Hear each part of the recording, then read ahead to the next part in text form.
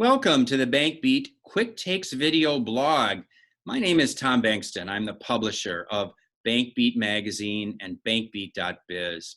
Today, my guest is Tony Repanich, President and Chief Operating Officer of Shield Compliance, a risk management firm focusing on financial institutions. Tony has more than 2 decades of experience working in a community bank. He understands the demands of regulatory compliance. His specialty is bank interaction with high-risk industries. Cannabis is an emerging industry whose banking needs are growing by the day. We're going to have a conversation with Tony about how community banks can serve those needs. Tony, thanks for being here. Well, thanks for having me. I look forward to chatting with you today. Cannabis is such an interesting topic. People are talking about it all the time. Can be a bit polarizing.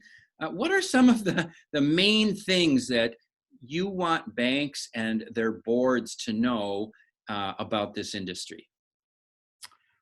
Well, I think first that there's a misconception that the industry can't be banked. And so what we are seeing across the country is banks of all different charter types are serving this industry and getting some pretty successful and interesting results from taking on the additional risk and learning how to manage it. So whether that's to help meet their goals around low-cost deposit generation or additional non-interest income, and now even for some of our clients, even looking at how to improve earning assets by finding ways to lend to this industry. So while there is a specific set of work that needs to be done, a playbook has been developed for the industry, both for the bankers, the clients themselves, and for the examiners around how to treat this business. So it's possible.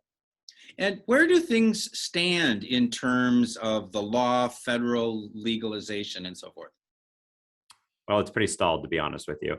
You know, the Safe Banking Act, which is what the industry, the financial services industry has been promoting, whether that's ABA or ICBA and the state banking associations, it's passed the House for, I think, 5 times now. I'm losing count, but it just keeps getting stuck in the Senate. And now the Senate is really looking for a more far-reaching bill beyond just recognition of what's happening from a financial services perspective at the state level to a broader set of reforms. And I think that just makes it more difficult.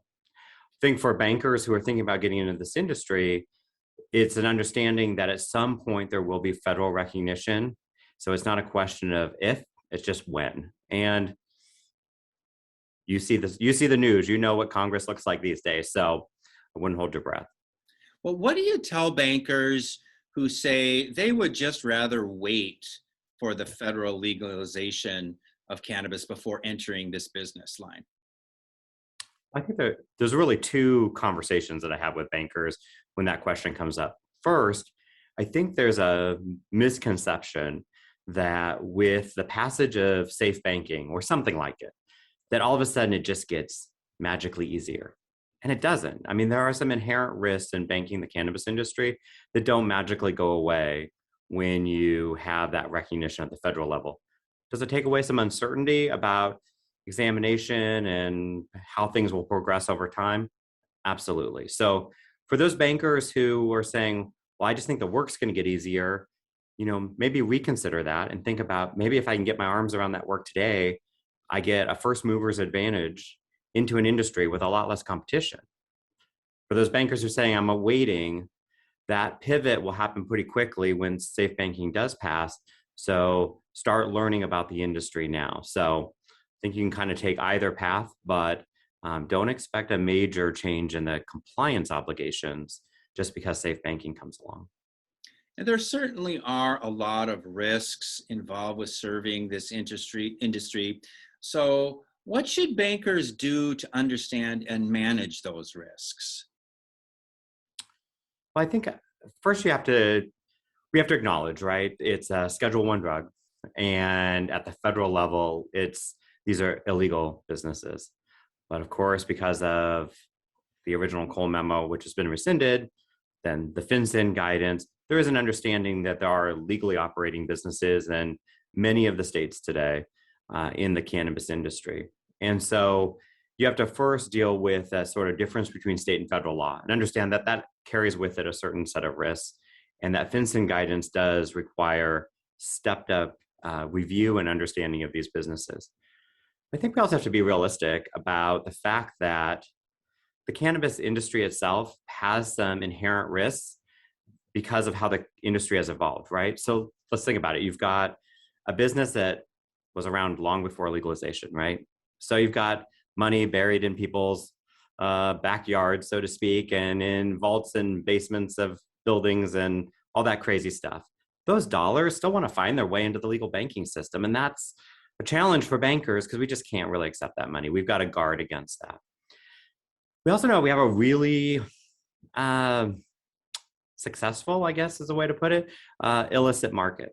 So just as a point of comparison, in 2020, the legal market was about $20 billion. The illicit market was about $66 billion. And while growing to a $20 billion legal market is terrific, and we expect by 2025, the legal market's going to be about $41 billion, the estimates out there is really the illicit market's only going to decline by about $2 or $3 billion. So it's almost all new business. The illicit market's still really strong. So I always tell my bankers, well, gosh, just think of, 60% of the grocery stores were illegal and you were trying to find the 40% that you could bank, you'd have to have a lot of due diligence in place. And you have to start with, how do you onboard these customers? How do you understand their business, the people that own these businesses? Because ownership matters here, and making sure you've got good, solid parties behind these businesses that have a culture of compliance. And then you've got to monitor these businesses over time and understand the sales activity and the volume of business that's going through the entity itself. And so how do you get your arms around that and monitor the activity and compare it to the state seed to sale tracking, where maybe you can get information about what they're reporting to the state in terms of their legal sales, understanding all the different points of cash flow that occur. So it's a much more intense look at these businesses. But let's say you're banking money service businesses today, you may be doing some of the same work, different set of data, but some of the same work for other high-risk clients you have. You talked about the legal side of this business doubling basically in the near term. So right. That seems to represent an incredible opportunity. What would you say about some of the other opportunities that come along with serving the cannabis industry? Well, I know most of your listeners are community bankers, right? And so I think first and foremost is putting on my old community banker hat is thinking about the communities we serve. These are legally operating businesses paying a huge amount of taxes, and they deserve access to banking services. So I think there's first a tie to our mission as community bankers and serving the needs of our community. And with the cannabis industry, that's first, of course, access to banking, but with that access to banking helps improve public safety because you're getting that cash out of those businesses. You're allowing them to access all the other regular aspects of financial services life, like payroll, for example, not handing people cash on Fridays. So that's all good from a mission standpoint. From a business standpoint, obviously there's got to be an opportunity for the bank. There's got to be a reason to take on this additional risk. And so first, of course, it starts with low-cost deposits. These customers are deposit generators for most financial institutions. But you also can collect outsized non-interest income, so fee income from these customers, because the supply of cannabis banking versus the demand is out of alignment. And as bankers, there's not a lot of supply yet. And so we have the opportunity to be well compensated for providing these services. And that allows us to cover these additional compliance expenses that we have to take on. And then lastly, we're seeing lending start, and we're seeing a nice spread over similarly risked credits. So you can get an improved margin and access to some earning assets, many of which are real estate secured. You have to be then thinking about some of the additional risks that come with that, but they are also manageable. And again, you have a much smaller set of competitors you're fighting against to win this business. So bankers who have given this some thought and have a genuine interest in getting started, what would you tell them? What's the best way for them to get started? Well, I think first, you don't have to go it alone. There are a lot of people out there, folks like Shield Compliance, but also people in the BSA, AML space, in audit and compliance, that have really spent a lot of time understanding the requirements that need to be put in place. And so lean on those resources that are out there in the financial services community to help do your risk assessment, to build an effective policy.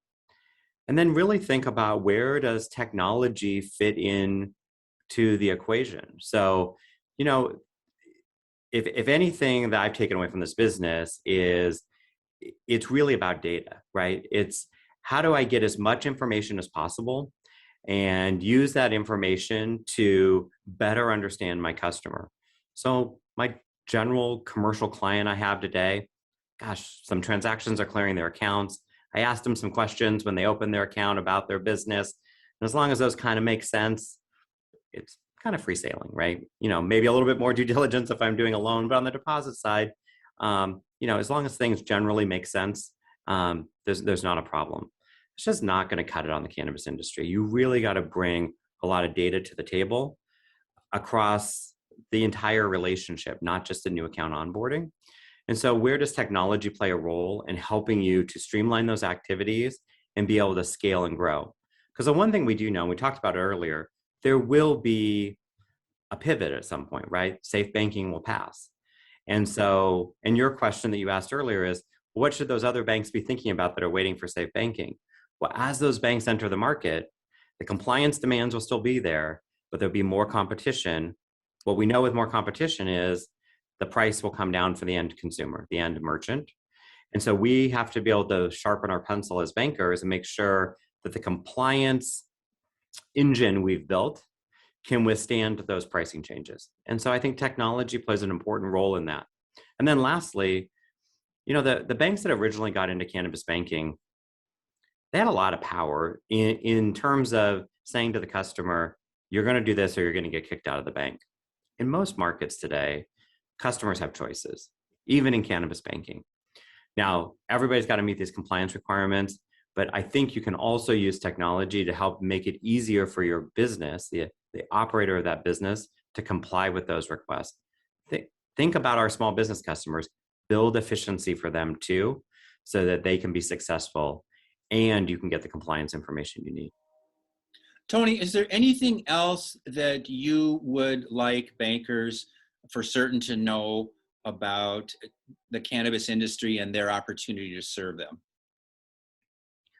Well, I think what's been most rewarding for me personally, but also for the bankers that I work with, is these are super interesting business people, right?